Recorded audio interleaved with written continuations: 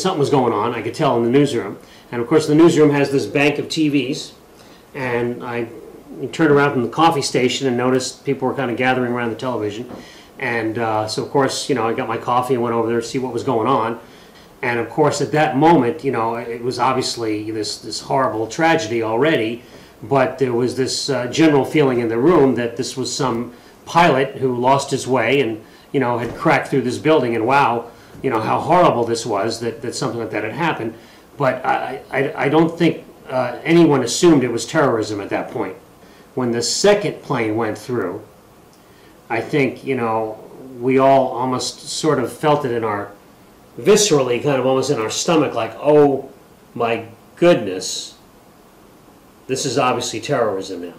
I have to admit, it's not a feeling I've ever had before or since, right? That sense of dread, or whatever that is, of oh my God, this is really bad.